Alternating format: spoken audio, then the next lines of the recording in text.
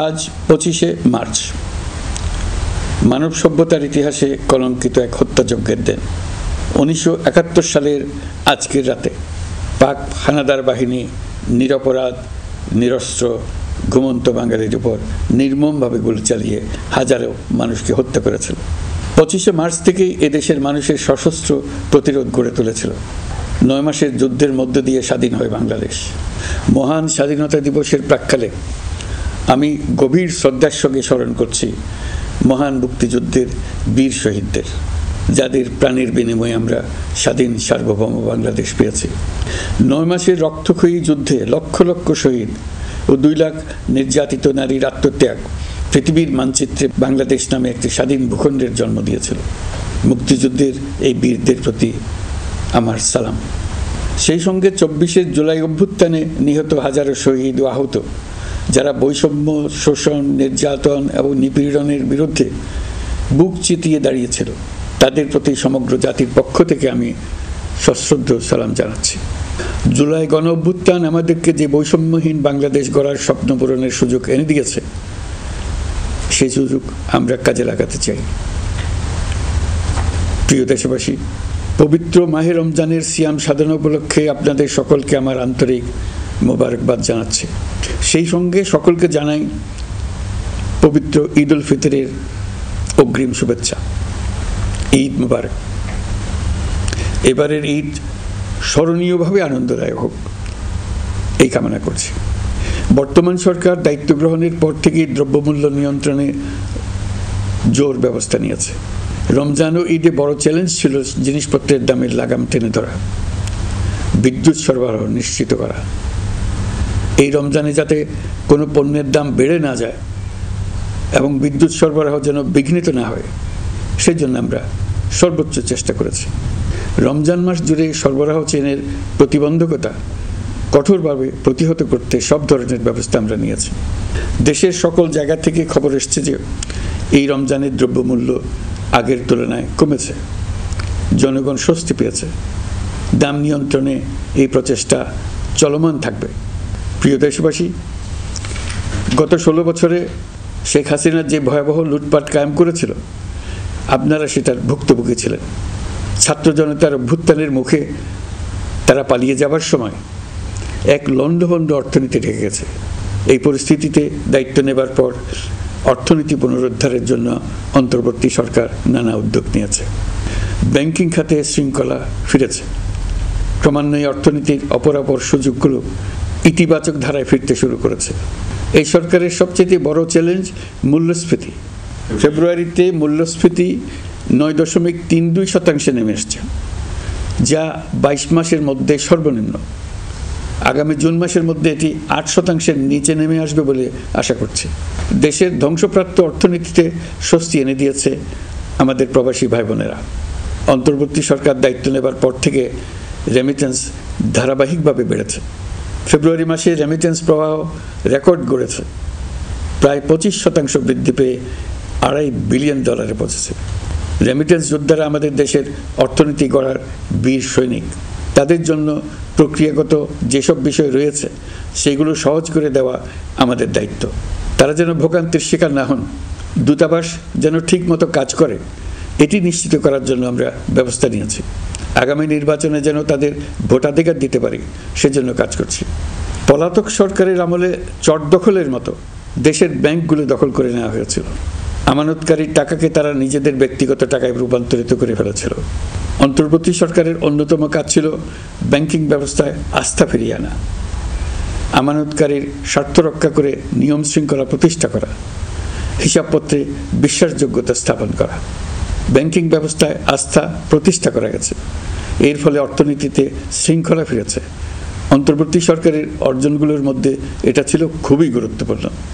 গত সরকারের লুটপাটের মহোৎসবে গত 15 বছরে $234 বিলিয়ন পাচার হয়েছে। এটা আমরা জানি। কত রকমভাবে পাচার হয়েছে তাও জানার বিষয়।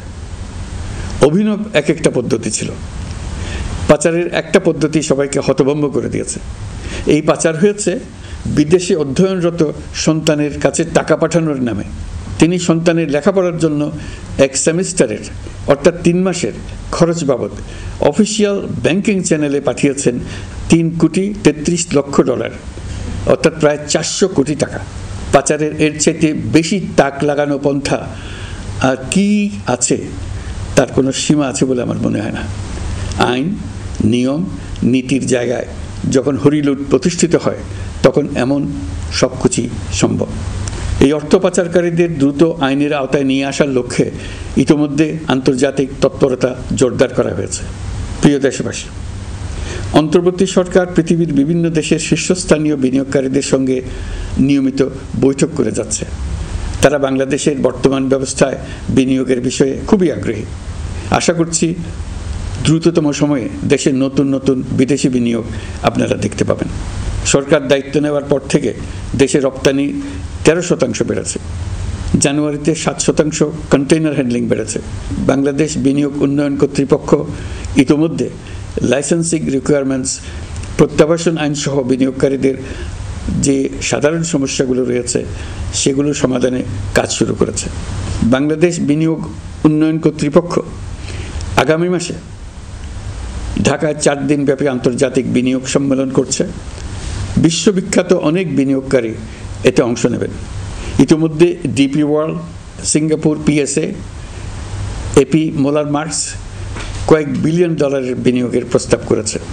অন্তর্বর্তী সরকার দায়িত্ব গ্রহণের পর থেকেই স্বতঃস্ফূর্তভাবে পৃথিবীর সকল সরকার আমাদের প্রতি বন্ধুত্বের হাত বাড়িয়ে দিয়েছে। এটা শুরু হয়েছিল গত সেপ্টেম্বরে জাতিসংঘের বার্ষিক বৈঠকে। আপনাদের মনে আছে বিশ্বের সরকার প্রধানরা কীভাবে আমাদের সঙ্গে আগ্রহ নিয়ে দেখা করতে এগিয়ে এসছে। তারপর থেকে যে কোনো সম্মেলনে গিয়েছি, দেখেছি আন্তর্জাতিক নেতৃবৃন্দের আগ্রহ কীভাবে ক্রমেই বেড়ে চলেছে। জানুয়ারি মাসে সুইজারল্যান্ডের ডাভোসে গিয়েছিলাম। এই সম্মেলনে 47টি পৃথক ইভেন্টে আমার অংশগ্রহণ করতে হয়েছে।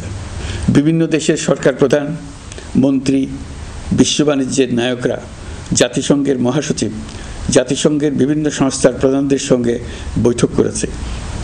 তারা আমাদের পাশে থাকার জন্য আন্তরিক আগ্রহ প্রকাশ করেছেন। সম্প্রতি আমি সংযুক্ত আরব আমিরাতে গিয়েছিলাম। তারা বিগত সরকারের সময় আমাদের ভিসা বন্ধ করে দিয়েছিল। আমরা সেই দেশের ভিসার দরজা খোলার চেষ্টা চালিয়ে যাচ্ছি। তারা আশ্বাস দিয়েছেন তাদের দিক থেকে সকল আনুষ্ঠানিকতা সম্পন্ন করে ভিসার দরজা উন্মুক্ত করবেন। আমি আশা করছি সেটা দ্রুতই উন্মুক্ত হবে। আমি সংযুক্ত আরব আমিরাতকে আমাদের দেশে শিল্প কারখানা গড়ে তোলার জন্য একটি শিল্পাঞ্চল করার প্রস্তাব দিয়েছি। তারা এই বিষয়ে আগ্রহ জানিয়েছে। শিল্পাঞ্চলে 2টি কাজ দিয়ে তারা শুরু করবে, এই জন্য কথাবার্তা শুরু হয়েছে। প্রথমে মুসলিম বিশ্বে সরবরাহের জন্য একটি হালাল গোশত প্রক্রিয়াজাত করার কারখানা করবে। এরপর মৎস্য প্রক্রিয়াজাতকরণের জন্য কারখানা স্থাপন করবে।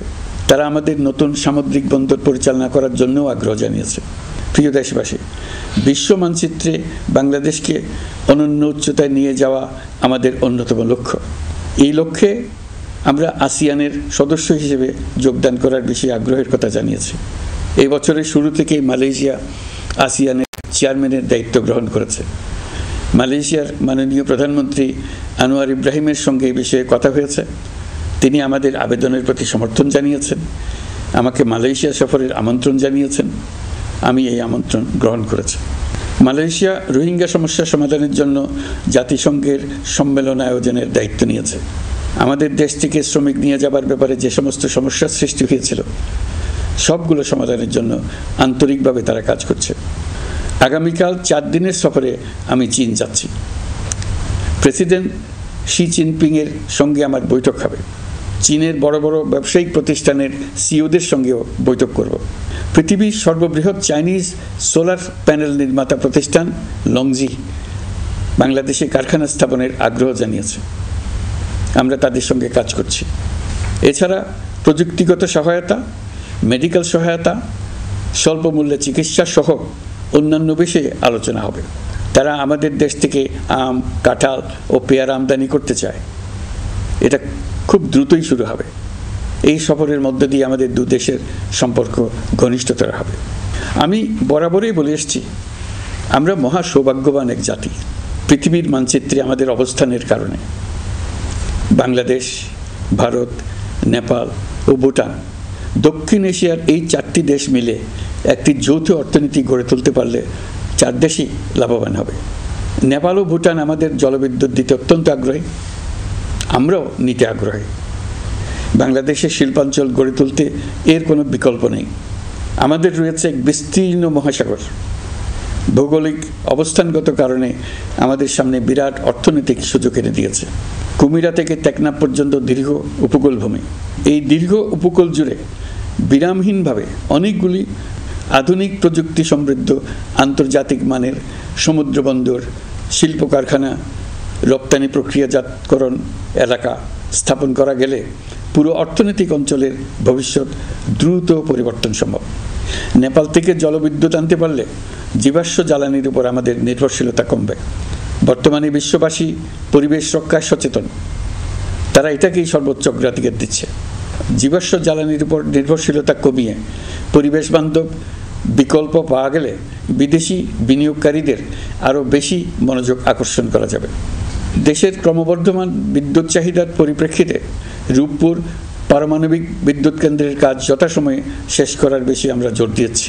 রোসাটমের মহাপরিচালক আমাকে বলেছেন শিগগিরই বিদ্যুৎ কেন্দ্রটি পরীক্ষামূলকভাবে চালু করা হবে। আমাদের পণ্য পৃথিবীর পণ্য। এই পণ্য নেপালে যাবে, ভুটানে যাবে, ভারতের 7 সিস্টার্সে যাবে। প্রতিবেশীদের পণ্য আমাদের এখানে আসবে, সারা পৃথিবীর কাছে পৌঁছে যাবে। এইভাবেই এটি একটি লাভজনক অর্থনৈতিক অঞ্চল হিসেবে দাঁড়িয়ে যাবে। আর এই অঞ্চলের গুরুত্বপূর্ণ ভূমিকায় থাকবে বাংলাদেশ। বাংলাদেশের সবচেয়ে বড় সমস্যা সীমাহীন দুর্নীতি। স্বৈরাচারী সরকার এই দুর্নীতিকে বিশ্বের শীর্ষস্থানে নিয়ে গেছে। দুর্নীতির ফলে শুধু যে সবকিছুতে অবিশ্বাস্য রকম ব্যয়বৃদ্ধি পাচ্ছে তাই না, এর ফলে সরকার ও জনগণের সকল আয়োজন বিকৃত হয়ে যায়।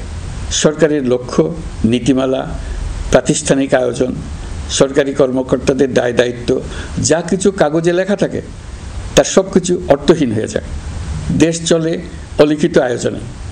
সরকারকে চলতে হয়, ব্যবসায়ীকে চলতে হয়, শিল্পপতিকে চলতে হয়, বিনিয়োগকারীকে চলতে হয়, দেশের সকল নাগরিককে এই অলিখিত নিয়মে চলতে হয়। নাগরিককে এই অদৃশ্য জগতের সঙ্গে মোকাবেলা করে টিকে থাকার বিদ্যায় পারদর্শী হতে সাধনা করতে হয়। দৈনন্দিন জীবনে টিকে থাকা এবং সাফল্য অর্জনের জন্য একটা নতুন ভাষা আয়ত্ত করতে হয়। চারদিকে কী শব্দ বলা হচ্ছে, কাগজে কি লেখা হচ্ছে তা মনে মনে দ্রুত অনুবাদ করে তার মর্মার্থ বুঝে নিতে হয়। তা না হলে দৈনন্দিন সিদ্ধান্ত নেওয়া যায় না। সবচেয়ে বড় মুশকিল হলো এর কোনো অভিধান নেই। কারণ ব্যক্তিবিশেষে, স্থান বিশেষে, পরিস্থিতি বিশেষে এর অর্থ ক্রমাগতভাবে পাল্টে যায়। পুরো বিশ্ব বুঝে গেছে আমরা জাতি হিসেবে সততার পরিচয় বহন করি না। এটা শুধু জাতীয় কলঙ্কের বিষয় নয়, আন্তর্জাতিক বাণিজ্যে এটা আত্মঘাতী বিষয়। দেশবাসীর মতো আন্তর্জাতিক সম্প্রদায়ও চায় আমরা দুর্নীতিমুক্ত হই, কারণ তারা আমাদের সঙ্গে ব্যবসা বাণিজ্য সম্প্রসারণ করতে চায়। দুর্নীতিমুক্ত হতে না পারলে ব্যবসা বাণিজ্য কিছুই চলবে না। দুর্নীতি থেকে মুক্ত হওয়া ছাড়া বাংলাদেশের কোনো গতি নেই। অন্তর্বর্তী সরকার সকল কাজ দুর্নীতিমুক্ত করতে সর্বোচ্চ অগ্রাধিকার দিয়ে যাচ্ছে। এই সরকারের মেয়াদকে দুর্নীতিমুক্ত রাখার চেষ্টার পাশাপাশি আগামী দিনেও দেশের নাগরিককে যেন সরকারের পৃষ্ঠপোষকতা দুষ্পুষ্ট দুর্নীতি থেকে মুক্ত রাখতে পারে সেই ব্যবস্থা নিশ্চিত করতে আমরা প্রতিশ্রুতিবদ্ধ। দুর্নীতি ও হয়রানি রোধে আমরা একটা বিষয়ের উপর গুরুত্ব দিচ্ছি। সরকারের সঙ্গে দৈনন্দিন, মাসিক বা বার্ষিক রুটিন কাজের জন্য যেন কোনো নাগরিককে সশরীরে কোনো সরকারি অফিসে উপস্থিত হতে না হয়। দুর্নীতি প্রতিরোধের অংশ হিসেবে সরকারি সব অফিসে ই-ফাইলিং চালুর সিদ্ধান্ত নেওয়া হয়েছে। ই-ফাইলিং ব্যবস্থা চালু হলে দুর্নীতি কমে আসবে। এতে করে কোন অফিসের কোন ডেস্কে কোন ফাইল আটকে আছে তা সহজেই জানা যাবে। সরকারি যতগুলো কার্যক্রমে অনলাইন সেবা চালু সম্ভব সবখানেই এই সেবা চালুর বিষয়ে সরকার কাজ করছে। সরকারি বিভিন্ন সেবা পেতে অসহায় নাগরিকের টুটি চেপে ধরে অবিশ্বাস্য পরিমাণ টাকা দিতে বাধ্য করা হয়। টাকার যে লেনদেন ও ভোগান্তির সম্মুখীন হতে হয় সেটা থেকে নাগরিকদের বাঁচানোর জন্য আমরা বদ্ধপরিকর। অনলাইনে সেবা পাওয়ার পদ্ধতিটি আরও কীভাবে সহজ করা যায় এই ব্যাপারে আমাদের কাছে পরামর্শ জানিয়ে লিখুন, ইমেইল করুন। আপনি বা আপনার পরিবারের যে কেউ এই সেবা বাণিজ্যিকভাবে দিতে চাইলে প্রশিক্ষণ গ্রহণ করে পৃথিবীর যে কোনো স্থান থেকে এই সেবা দিতে পারবেন। বিগত সরকারের আমলে ভিন্নমতকে দমন করার জন্য মিথ্যা মামলাকে হাতিয়ার হিসেবে বেছে নেওয়া হয়েছিল। বিভিন্ন পর্যায়ে যাচাই বাছাই করে আমরা এইসব হয়রানিমূলক মামলা প্রত্যাহারের উদ্যোগ নিয়েছি। গত ফ্যাসিস্ট সরকারের সময় দায়ের করা রাজনৈতিক হয়রানিমূলক মামলাগুলোর মধ্যে সারা দেশে পর্যন্ত ৬,২৯৫টি মামলা প্রত্যাহারের সুপারিশ করা হয়েছে। অন্যান্য সকল হয়রানিমূলক মামলাও ক্রমান্বয়ে প্রত্যাহার করা হচ্ছে। এছাড়া এ পর্যন্ত সাইবার সিকিউরিটি আইনের অধীনে বিচারাধীন স্পিচ অফেন্স সংক্রান্ত ৪১৩টি মামলা প্রত্যাহার করা হয়েছে। এই আইনটি অবিলম্বে বাতিল করে নাগরিক বান্ধব সাইবার সুরক্ষা আইন করা হচ্ছে। মানুষের ভোগান্তি রোধেও আমরা আইনগত পদক্ষেপ নিচ্ছি। জিডি করার সময় স্বাক্ষর দেওয়ার জন্য এখন আর থানায় যাওয়ার প্রয়োজন নাই, এটা অনলাইনেই করা যাবে। এই ব্যাপারে প্রয়োজনীয় নির্দেশ দেওয়া হয়েছে। পাওয়ার অফ অ্যাটর্নি বিধিমালায় সংশোধনীর মাধ্যমে প্রবাসী বাংলাদেশিদের হয়রানি লাঘব করা হয়েছে। সংশোধিত বিধিমালার আলোকে বাংলাদেশি পাসপোর্ট না থাকলেও বাংলাদেশি বংশোদ্ভূত ব্যক্তির পাসপোর্টে নো ভিসা রিকোয়ার্ড স্টিকার থাকলে কিংবা জন্মসনদ বা জাতীয় পরিচয়পত্র থাকলেই তিনি বিদেশ থেকে পাওয়ার অফ অ্যাটর্নি সম্পাদন করতে পারবেন। সরকারি সিদ্ধান্ত ও প্রয়োজনীয় ব্যবস্থা নেওয়ার পর বিমানের টিকিট কেনার পুরো প্রক্রিয়াটি অনলাইনে নিয়ে যাওয়ার ফলে বিমানের টিকিটের দাম শতকরা ৫০ থেকে ৭৫ ভাগ কমে গেছে। বিশেষ করে মধ্যপ্রাচ্যের প্রবাসী ভাই বোনেরা এতে করে স্বস্তি পাচ্ছে। অন্যান্য এয়ারলাইনের টিকিটের দামও কমে গেছে। নাগরিকদের হয়রানিমুক্ত ও দুর্নীতিমুক্ত সেবা প্রদানের জন্য সরকার ভূমি সেবা ডিজিটালাইজ করার উদ্যোগ নিয়েছে। এর অংশ হিসেবে ভূমি মন্ত্রণালয় অনলাইনে ঘরে বসেই জমির খাজনা প্রদান, নামজারি, জমা খারিজ, খতিয়ান বা পর্চা সার্টিফাইড কপি, মৌজা ম্যাপ বা নকশা প্রদানের কার্যক্রম শুরু করেছে। এই পদ্ধতিতে ভোগান্তি, অস্বচ্ছতা ও দুর্নীতির অবসান হবে। বর্তমানে সারা দেশে পরীক্ষামূলকভাবে এই কার্যক্রম চালু হয়েছে। এগুলোকে ক্রমান্বয়ে আরও জনবান্ধব করে স্থায়ী রূপ দেওয়া হবে। এর লক্ষ্য হবে ক্রমাগতভাবে এই সকল দায়িত্ব সরকারের হাত থেকে নিয়ে সেবাদানকারী ব্যক্তি বা প্রতিষ্ঠানের কাছে ছেড়ে দেওয়া। গ্রামের স্কুল কলেজ পাশ করা ছেলেমেয়েরা, গৃহিণীরা ঘরে বসে সারা দেশে এই সেবা দান করবে এবং অনেকে তাদের কৃতিত্বের জন্য প্রসিদ্ধ হয়ে পড়বে। তারা সারা দেশের গ্রাহকদের সেবা নিজের গ্রাম থেকেই প্রদান করবে। রাজস্ব সংস্কার কমিশনের সুপারিশ অনুসারে জাতীয় রাজস্ব বোর্ড বিলুপ্ত করার সিদ্ধান্ত নেওয়া হয়েছে। এর জায়গায় দুটি পৃথক বিভাগ করা হচ্ছে। একটি হলো নীতি প্রণয়ন বিভাগ বা জাতীয় রাজস্ব নীতি বোর্ড, অন্যটি বাস্তবায়ন বিভাগ বা জাতীয় রাজস্ব সংগ্রহ বিভাগ। এর ফলে সরকারের পছন্দের ব্যক্তিরা হাজার হাজার কোটি টাকার রাজস্ব ফাঁকি দেওয়ার আর সুযোগ পাবে না। আমি আশা করি পরবর্তীতে যারা সরকারে আসবেন তারাও এই নীতি বহাল রাখবেন। এখনকার যুগ হলো প্রযুক্তির যুগ, সৃজনশীলতার যুগ। আমাদের দেশে ১৭ কোটি নারী পুরুষ, তার মধ্যে তরুণরা হলো বিপুলভাবে সংখ্যাগরিষ্ঠ। বাংলাদেশ মানব সম্পদের দিক থেকে ৮ম বৃহত্তম দেশ। একযোগে এই তরুণরা সৃজনশীলতা প্রকাশের সুযোগ পেলে বন্যার স্রোতের মতো আমাদের দেশ দ্রুত বেগে পৃথিবীর বাজারের মধ্যস্থানে চলে যাবে। এই বিপুল তরুণ গোষ্ঠীর সামনে থেকে পথের বাধা সরিয়ে দেওয়াই হলো আমাদের সরকারের প্রধান লক্ষ্য। প্রযুক্তি আমাদের জন্য সুযোগ সৃষ্টি করেছে, আমরা দ্রুত বেগে এই সুযোগ গ্রহণ করার কাজে নিজেদের নিয়োজিত করেছি। এমনভাবে আমরা প্রযুক্তি ব্যবহার করার কাজে নিয়োজিত হয়েছি যাতে নাগরিকের আঙ্গুলের ইশারায় সরকার তার সেবা নাগরিকের কাছে তাৎক্ষণিকভাবে হাজির করে। তা নিশ্চিত করার জন্য আমরা সেই সেবা দিতে চাই প্রযুক্তির মাধ্যমে, সরকারি অফিসের মাধ্যমে নয়। ইতিমধ্যে পাসপোর্ট পেতে পুলিশ ভেরিফিকেশনের নিয়ম আমরা বাতিল করে দিয়েছি। এর ফলে বর্তমানে নাগরিকরা আগের চাইতে সহজভাবে পাসপোর্ট সেবা পাচ্ছেন। পুলিশ রিপোর্ট প্রাপ্তির নিয়ম বাতিল করার পর এই পর্যন্ত ৭০,০০০ নতুন পাসপোর্ট, যা বহুকাল ধরে পুলিশ রিপোর্ট আসার অপেক্ষায় আটকে ছিল, তা দ্রুত আবেদনকারীদের হাতে পৌঁছে দেওয়া হয়েছে। পাসপোর্ট প্রাপ্তি সহজ করার জন্য আমরা পুরনো পদ্ধতি বাতিল করে ইলেকট্রনিক পাসপোর্ট প্রচলন শুরু করেছি। এর ফলে দ্রুত পাসপোর্ট দেওয়া সম্ভব হচ্ছে। দেশের অভ্যন্তরে ই পাসপোর্ট হোম ডেলিভারি দেওয়া সম্ভব হচ্ছে। আগামীতে সকলেই ঘরে বসে পাসপোর্ট পাবেন, এটা নিশ্চিত করার চেষ্টা করছি। পাসপোর্ট দেওয়ার দায়িত্বে নিয়োজিত কর্মকর্তারা অত্যন্ত উৎসাহ সহকারে দ্রুত এসব পরিবর্তন আনার ব্যাপারে এগিয়ে আসছেন দেখে মনটা আনন্দে ভরে যায়। প্রিয় দেশবাসী, হজ মুসলমানদের জন্য সবচেয়ে গভীর আধ্যাত্মিক সফরগুলোর মধ্যে প্রধান।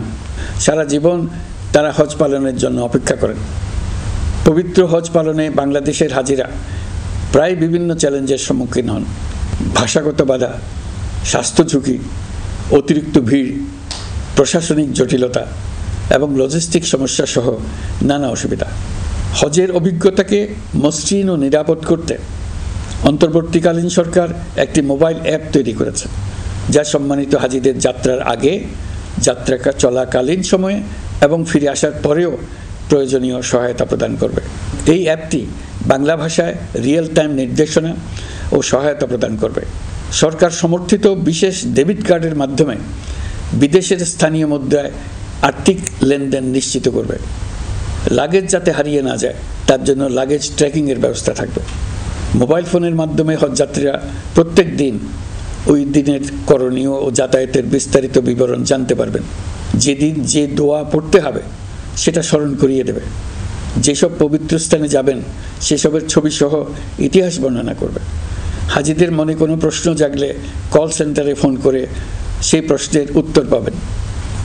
শরীর খারাপ লাগলে ডাক্তারের সঙ্গে যোগাযোগ করিয়ে দেবে। সম্মানিত হাজিদের কোনো পরামর্শ থাকলে সেটা পরামর্শ পৃষ্ঠায় লিখে দিতে পারবেন। ভ্রমণের দৈনন্দিন ঝামেলার জন্য হজের মূল লক্ষ্যকে পরাজিত করতে না পারে তার জন্য সকল ব্যবস্থা এতে রাখা থাকবে। প্রিয় দেশবাসী, আপনারা শুনেছেন আমি স্টারলিংকের প্রতিষ্ঠাতা এবং বিশ্বের শীর্ষ ধনকুবের স্পেস এক্স ও টেসলার মালিক এলন মাস্কের সঙ্গে ফোনে আলাপ করে বাংলাদেশে স্টারলিংকের কার্যক্রম শুরু করার আহ্বান জানিয়েছি। সে অনুসারে কোম্পানির প্রতিনিধিরা এখন বাংলাদেশে তাদের কার্যক্রম শুরুর আয়োজন করছে।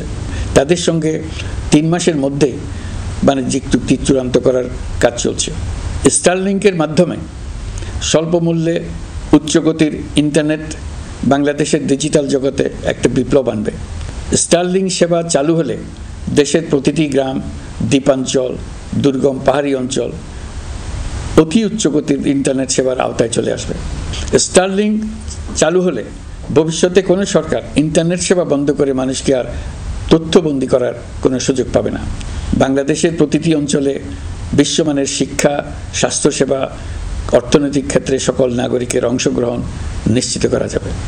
আমাদের নতুন প্রজন্ম দেশের যে কোনো প্রত্যন্ত অঞ্চলেই থাকুক না কেন তারা বিশ্ব নাগরিক হয়ে গড়ে ওঠার সুযোগ পাবে। সরকার যুব উদ্যোক্তা নীতি 2025 প্রণয়ন করেছে। এর লক্ষ্য হবে সামাজিক, অর্থনৈতিক ও পরিবেশগত অগ্রগতির মূল চালক হিসেবে তরুণ তরুণীদের ক্ষমতায়ন করা। এই নীতি টেকসই উন্নয়ন লক্ষ্যমাত্রা অর্জনের উপায় হিসেবে সফল উদ্যোক্তা তৈরিতে সহায়ক হবে। সামাজিক ও অর্থনৈতিক ক্ষেত্রে তরুণ উদ্যোক্তাদের অবদানকে স্বীকৃতি দেওয়া হবে। প্রিয় দেশবাসী, জাতিসংঘের মহাসচিব অ্যান্টনিও গুতেরেস কয়েকদিন আগে বাংলাদেশ সফর করেছেন। তাকে সঙ্গে নিয়ে আমি কক্সবাজারে রোহিঙ্গা ক্যাম্পগুলোতে গিয়েছি।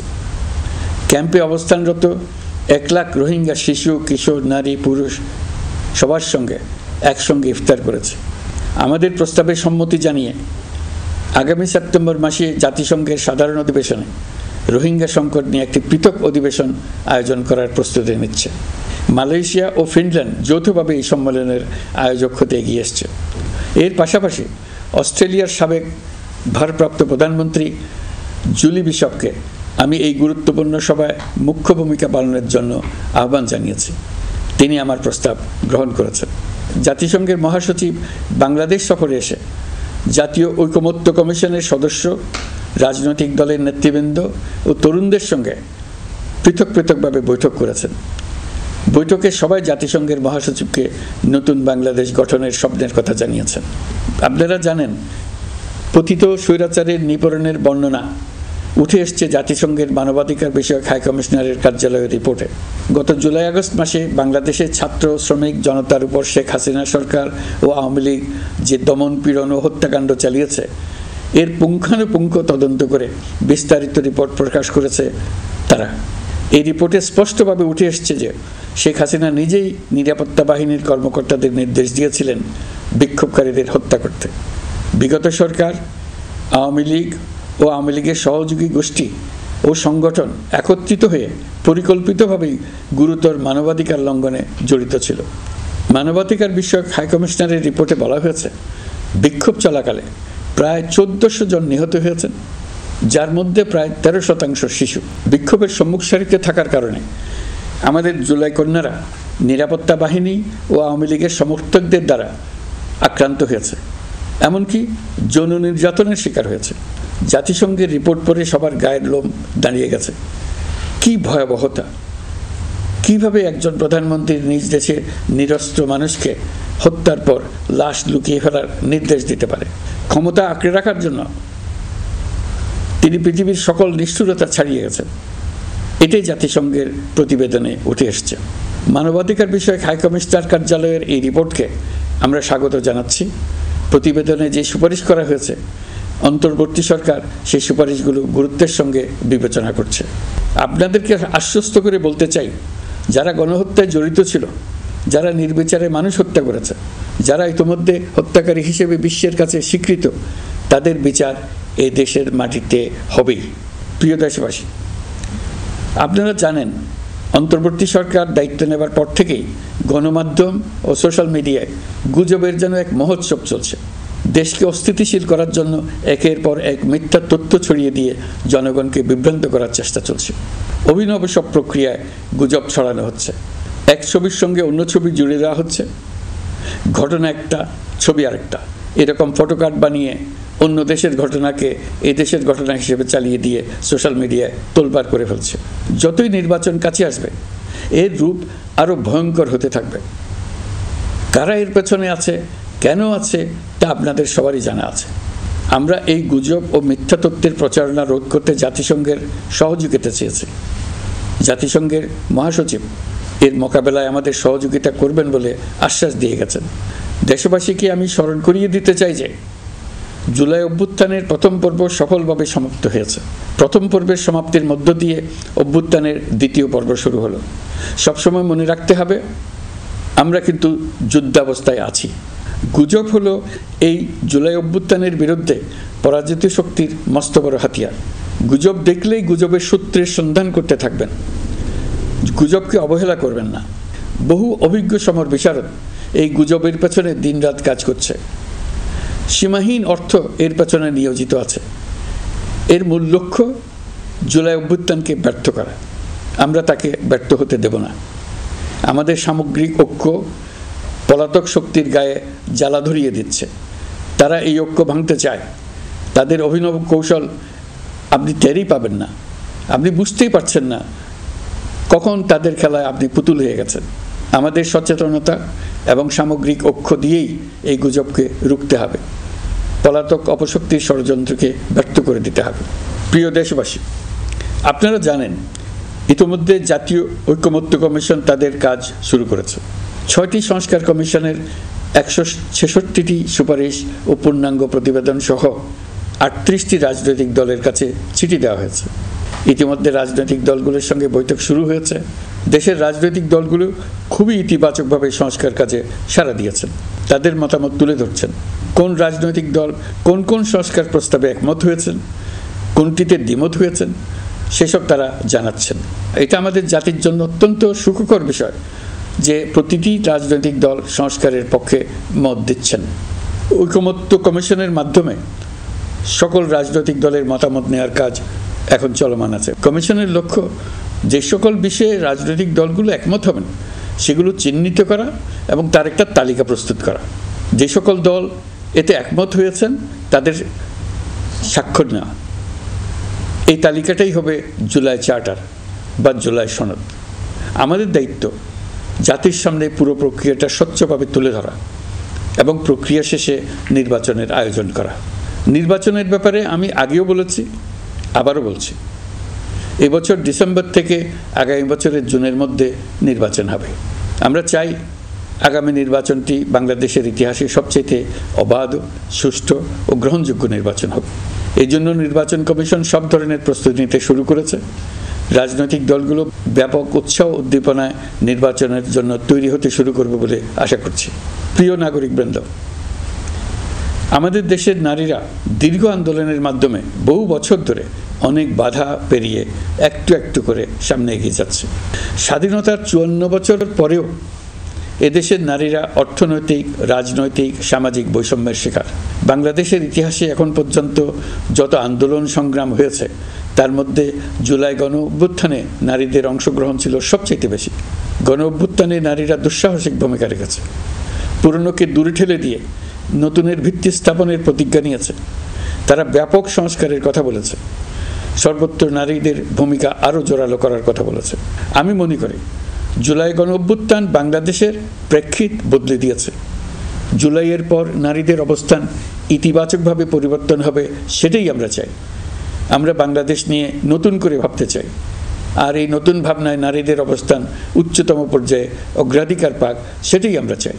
পরিবারের সকল সদস্য, পাড়া প্রতিবেশী, ধর্মীয় প্রতিষ্ঠান, স্কুল, আপনারা আপনাদের নিজ নিজ অবস্থান থেকে ছেলে শিশু ও মেয়ে শিশুর মধ্যে যেন কোনো বৈষম্য সৃষ্টি না হয় তা নিশ্চিত করুন। আসুন নতুন বাংলাদেশে সবাই মিলে শিশুদের জন্য সুস্থ পরিবেশ নিশ্চিত করি। জুলাই গণ অভ্যুত্থানে অংশ নেওয়া নারীরা তাদের অধিকার প্রতিষ্ঠার ব্যাপারে দৃঢ় প্রতিজ্ঞ। দেশে বিরাজমান বৈষম্যগুলো চিহ্নিত করে নারীর প্রতি সহিংসতা প্রতিরোধ ও বৈষম্য নিরসনে আমাদের প্রত্যেককে একসঙ্গে কাজ করতে হবে। নারীর প্রতি বিদ্বেষমূলক কথাবার্তা, নারীকে খাটো করে রাখার প্রবৃত্তি যারা ধারণ করে তাদের বিরুদ্ধে সামাজিক আন্দোলন গড়ে তোলা প্রয়োজন। আধুনিক প্রযুক্তি সকল প্রকার বাধা ভেঙে দেওয়ার মহাশক্তি আমাদেরকে দিয়েছে। সেই বাধা যত শক্তই হোক, যত উঁচুই হোক, সকল দূরত্ব গোছানোর জন্য প্রযুক্তিকে অবশ্যই যেন আমরা ব্যবহার করতে আরম্ভ করি। নারীদের সুরক্ষায় পুলিশ হটলাইন নম্বর চালু করেছে, সরকারের পক্ষ থেকে শর্ট কোড চালু করা হচ্ছে। কল টেকার হিসেবে শতভাগ নারী কর্মীদের নিয়োগ দেওয়া হচ্ছে যেন নির্দ্বিধায় কথা বলা যায়। নারী ও শিশু নির্যাতন দমন আইন সংশোধন হয়েছে। এইসব মামলার তদন্ত ও বিচারের সময় কমিয়ে আনা হয়েছে। বিচার বিলম্বে বাধা দূর করা হচ্ছে। ঢাকার পাশাপাশি চট্টগ্রাম ও রাজশাহীতে ডিএনএ ল্যাব স্থাপনের কাজ চলছে। খুব দ্রুতই বিশেষ জুডিশিয়াল সার্ভিস কমিশনের মাধ্যমে নতুন অনেক বিচারক নিয়োগ দেওয়া হচ্ছে। ভিকটিম শিশুরা যাতে দ্রুত বিচার পায় সেজন্য আলাদাভাবে বিশেষ ট্রাইব্যুনাল স্থাপনের বিধান রাখা হয়েছে। দেশের সবার মতো আমি অত্যন্ত আনন্দিত যে এবার নারী ফুটবল টিম দক্ষিণ এশিয়ায় চ্যাম্পিয়ন হয়েছে। দেশ জুড়ে আয়োজিত তারুণ্যের উৎসব 2025-এ বিভিন্ন অঞ্চল থেকে 27,40,000 মেয়েরা প্রায় 3,000 খেলা ও সাংস্কৃতিক কর্মকাণ্ডে অংশগ্রহণ করেছে। উৎসবে দেশের সুবিধাবঞ্চিত ও সুবিধাপ্রাপ্ত অঞ্চল, প্রান্তিক জনগোষ্ঠী এবং 21টি নৃগোষ্ঠীর তরুণ তরুণী সহ সকলের সার্বজনীন অংশগ্রহণ ছিল। এই উৎসবের অন্যতম লক্ষ্য ছিল তরুণদের মধ্যে ঐক্য গড়ে তোলা, সহযোগিতার নীতি প্রচার এবং তাদেরকে উদ্যোক্তা হিসেবে গড়ে তোলা, যাতে করে তারা আত্মনির্ভর হতে পারে, দেশের সম্পদ হিসেবে গড়ে উঠতে পারে। আমরা তারুণ্যের এই উৎসব সারা বছর জুড়ে উদযাপন করার ঘোষণা দিয়েছি। এই উৎসবে আমরা গ্রাম, উপজেলা, শহর, বন্দর সকল এলাকার আবাল বৃদ্ধ বনিতাকে এবং স্কুল, কলেজ, মাদ্রাসার সরকারি বেসরকারি সকল প্রতিষ্ঠানের সবাইকে নানা প্রকারের সৃজনশীল কর্মসূচি নিয়ে এগিয়ে আসার জন্য আমি অনুরোধ জানাচ্ছি। প্রতিটি এলাকায় এই উৎসবে যোগদান করতে মেয়েদের যেন বিশেষভাবে উৎসাহিত করা যায় সেজন্য সকলকে আহ্বান জানাচ্ছি। কোথায় এটা কিভাবে উদযাপিত হচ্ছে সেই ব্যাপারে জানার জন্য আমি আগ্রহ নিয়ে অপেক্ষা করলাম। বিভিন্ন পর্যায়ে দেশের সেরা গ্রাম, সেরা উপজেলা, সেরা শহর, সেরা প্রতিষ্ঠান, সেরা ব্যক্তিকে পুরস্কার দেওয়ার জন্য আমরা প্রস্তুত থাকব। নারী অধিকারের পাশাপাশি একই রকম গুরুত্বের সঙ্গে মনে রাখতে হবে সংখ্যালঘুদের নাগরিক অধিকার, সমতল ও পাহাড়ের জাতিগোষ্ঠীর নাগরিক অধিকার। কারো কোনো নাগরিক অধিকারকে অবহেলা করলেই এই জাতির জন্য মহা সংকট সৃষ্টি হবে।